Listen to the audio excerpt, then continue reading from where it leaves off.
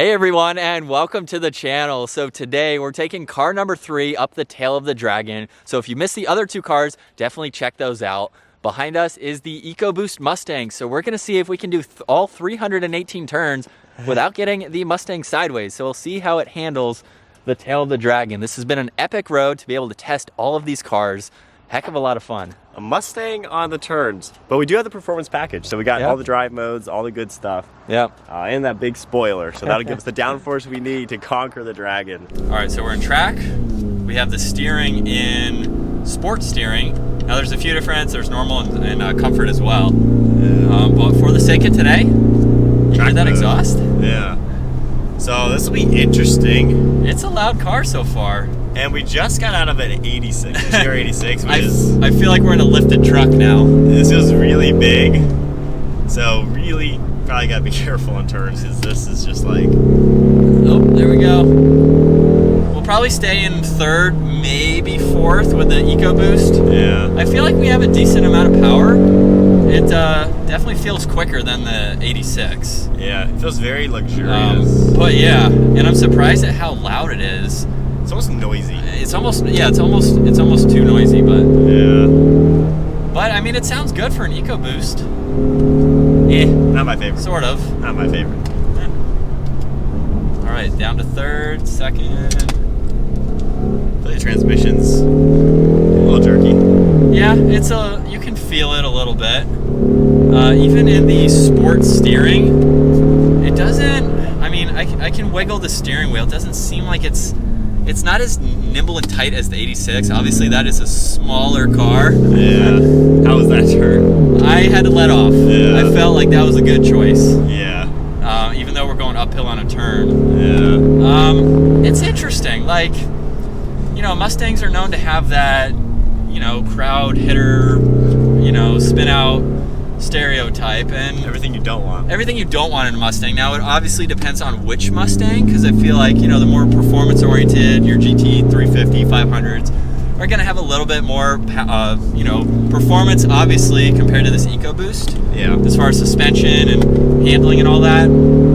Also, it does depend on the Mustang you go with and, you know, what you're doing. But in general, I don't know if I would buy a Mustang. Like, I don't know. This is fun. It doesn't feel at home. It feels, it's so big. Yeah, it doesn't feel at home doing this. It doesn't feel at home, no. And I don't know, you know, it's an EcoBoost, so there's only so much you can say. Yeah. But I mean, if a Mustang's for you, a Mustang's for you. It seems very like I don't know what the word is. And I don't want to hate on this car all day, but the steering is currently in sport, yeah. And I feel like it's in comfort. Yeah. It doesn't feel like it's in a sports setting. It certainly feels way outside of its element. It does. Like, you don't want to push it a lot. Yeah. I want to try to a little bit, but like, there's only so much. Like, that turn didn't feel settling to me. This is not going to be the most positive Mustang review. If you're a Mustang fan, I'm sorry. Yeah. I don't know, Mustangs are good for like your normal car that you want to then rip it on the highway, but it's just a nice normal practical car that's very muscular-ish, especially if you go with a V8. Yeah. Yeah, like, I'm not trying to hate on all of them. Like, GT350, GT500, some of those, like, those, we've been in those cars. Those are excellent to drive. Mach 1, those are fun cars. I will say we're now behind a Z, and we are significantly faster than them. Yeah. So definitely driver skill. True. Depending on how you can drive the car. Yeah. But yeah, I don't know. The Mustang, if you're into the twisty turns, not the car to get. At all. Definitely not at home on, especially at the Dragon here. Yeah, we do mountain trips a lot. So for us, more nimble, more tossable is definitely better. Yeah.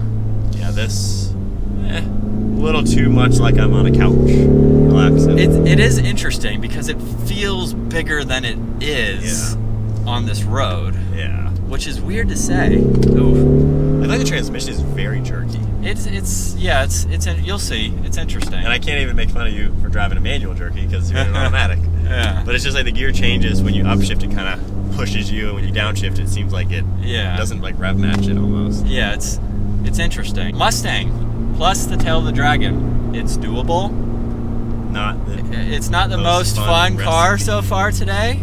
I guess if you want a practical car like a Mustang, Yeah, I mean, like a 440i would probably be a better choice if you want to do turns, because that's a pretty, I mean, same size, and yet you got the X-Drive if you want it, and you have a way more powerful 6-cylinder turbo. yeah. However, we're in just an EcoBoost with the performance package. If we were in a Mach 1, it might be a whole different story. True. You know? Yeah, for sure. Like, yeah, we don't have the most we can't hate on it because it's not the most performance oriented for this type of driving. With that said, this is the most performance focused EcoBoost Mustang. True. Yeah. True. And I think the Dragon is beating it a little bit because it's just it's lacking some of the good stuff. Yeah. So if you own an EcoBoost Mustang, you have a good sporty economy-ish car, I would say. Yeah. It's kind of a sporty normal car. Maybe you're not doing this type of driving, but you kind of want some of those performance characteristics for it. Yeah. I feel like there's better choices. Yeah. For 40 grand, 50 grand. So we got a few more twisties here that we'll try to test it a little bit, but I don't feel comfortable in the steering at all. You know? I feel like the engine feels like it's struggling. Well, that was it redlines around 6,500. Yeah. But yeah, it feels like it revs quicker than some of the other cars we've been in. Like we're getting to redline faster. Yeah. Which I don't know. But in second gear here, it floats a lot. Yeah. It floats a lot. But it doesn't have the power to get you sideways there. It's interesting. But yeah, like even that, making its way up to almost redline, doesn't feel like it's there at all. Yeah, I don't think, we're not the biggest muscle car fans. Definitely an EcoBoost would not be a car we would ever buy. There we go. All right, so now my thoughts in the EcoBoost. First off, these seat bolsters are so squishy. My legs are like smushing them. Yeah, it's a soft kind of Grand Touring style seat, especially compared to the 86 we were just in. Yeah, these seats do not do. Gosh, I'm so sorry for everyone who is watching this who loves Mustangs. This is just not a sports car, honestly. But you know, a lot of the Mustang guys, the true Mustang guys, are the EcoBoost, not a Mustang anyway. You know, I agree with that. They're going to be the V8 guys, and I'm with you on that. I think, and again, not to hit on EcoBoost owners at all. I mean, buy whatever works for you, of Absolutely, course. yeah. However, after driving this on the Dragon, I don't think this is a sports car at all. No. Like, not to hate on it, and that's not a bad thing. It's just not a sports car. It's a sporty, cool, entry-level sporty car, but I don't think this is a sports car just because it can't do this in the sense of like, I don't know. It's just like, yeah, try to get around some of these turns here like we did the 86 in a sense. I mean, it's got power. It's not bad. Yeah. Brakes are pretty good. Yeah, let me try to get more like. Yeah. We got these good twisties coming up through this section here. I will say it sounds like a vacuum. I just don't like that sound. I feel so unsettling as a passenger, to be honest. That right there, it felt like the whole suspension it feels so loose, like incredibly loose. I am so sorry for. If you're not familiar with our channel, we really don't hate on cars that often. We don't. This is a rarity for anyone watching. We try to find the good in every car because every car suits someone's desires differently. And this car does. If you want a sporty looking, muscle car looking car that's practical and affordable, this is a good choice to drive around town, normal stuff. If you're barely doing mountain driving, it's a perfect, daily driver, point A to point B type of sports car styling vehicle. Yeah, it's a sports car style vehicle. Yeah. Now I have a 700 horsepower GTR. Mike's got a gated manual R8. Needless to say, are better cars than this, obviously. But depending on what you want. I can appreciate a Mach 1 Mustang. I love that car. It's my favorite Mustang. Yeah. I would not say no to owning one. That would be a beast on this course. You would be watching a different video. Oh, I would be in love, and my wife would be mad because I'd want to buy a Mustang, which she wouldn't like. But this is just not the same. Do you see what I mean about the revving? I don't know. Like we're up to redline now. I don't know. It doesn't feel like there's much beans in the motor. There's not. That's what I mean. Like you're to redline before you even think there's even power to be had. See right there, understeer. Yeah, but you know what I mean. The engine feels like it's exhausted. doing anything. I don't know how. Yeah, it's weird to convey, but Oh God, I'm curious to see what other people's thoughts are on this. Like, yeah, I think just we're so used to the Zs, the Supras, the GTRs, the R8s. yeah, This just is not our style of car, and this is the driving we do on weekends a lot. yeah. Full throttle, like. And you're in the sport mode for steering. It doesn't feel like it did anything. I'm scared to say tone me down to comfort mode. Well, you want to see? Yeah, let's do that. There's comfort. So yeah, Is there a big difference? Oh yeah, it's definitely. Really? Oh gosh, no. Sport. Stop. Sport. Yes, please There's stop. sport. That was horrible. That was like no way. That was just weird. I didn't test sport or normal. You don't want to. And I didn't think sport was that good. Yeah. Well, if any Ford executives are watching this, maybe there's not a demand for the EcoBoost Mustang to have all of the performance. Yeah. So maybe they put in some features that maybe to the normal buyer. Maybe You're the not going EcoBoost to- buyer just isn't an enthusiast. Yeah. They just want a muscle car looking vehicle that can then, I mean, yeah, you can do this road. You can do a fun little road trip with it. But there is a lot to be desired elsewhere because you could get a base model GT, put some coilovers on it, and you will have a way better car.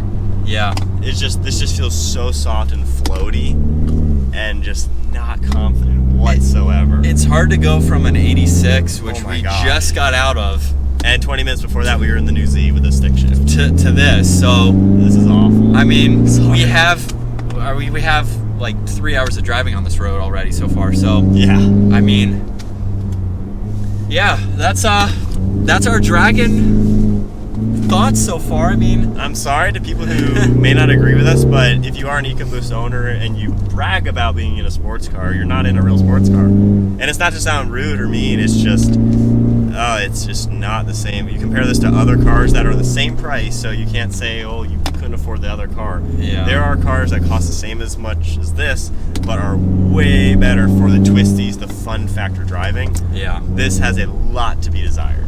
It Now, really does. I will say, back to our kind of like daily driving, if you need a car that has some back seats, this is practical because it's bigger. Oh yeah. Like the 86 back seats are, for backpacks. If you actually want to put people in the car, Yeah. you have that sports car style with extra practicality. Yeah, every car has their strength and weakness. Yeah. This is not its strength at all.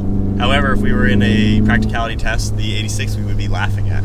True, yeah. That So, thing is tiny. Keep that in mind. You got to know your audience, know your what the car's doing. Yeah. But yeah, I'm curious to know if there is a demand for EcoBoost owners to have a true performance version. And we're almost catching that Z again. Oh my goodness. It's crazy. But yeah, if you're buying a Mustang and you want a sports car, obviously you're just not getting an EcoBoost one, honestly. Yeah. A Mach 1 or a GT with a performance package, or one of the special cars like your Shelbys. Yeah. This, I don't know, I'm kind of getting more in the groove of it now that we're doing it. Yeah. It's not the worst, but it is certainly not the best at all. Yeah, if you're gonna drop 40 grand on a sports car, a base model Z is gonna be 10 times better. Yeah. Heck, an 86 is 10 grand cheaper. All right, well that's our gonna review conclude it. of our EcoBoost Mustang on the tail of the Dragon. Yeah. No, I'm sorry, Ford. This is just not the right car for this event. The Mach 1 would have been amazing. A Shelby would have been amazing. Maybe we can do that one day. Maybe we'll be in another Mustang. Mustang can redeem itself Yes. with something better, but the EcoBoost Yes. Mustang, it just isn't a sports car. Sorry. Well, on that note, I on hope that you enjoyed bombshell. today's video. And for our Mustang viewers who are gonna unsubscribe, Yeah. we do have plenty of Mustang reviews on We our have a lot of channel. Mustang reviews because they are popular. But EcoBoost, Check out our other Dragon videos because this is only one of the several out on this road for the day. yeah, it's just, Give the video a thumbs up if you enjoyed it. or give it a thumbs down if you didn't. Let us know. Comment down below and let us know if you did dislike the video. Let us know your thoughts and everything. Yeah. Um, See you guys in That's the it. next video.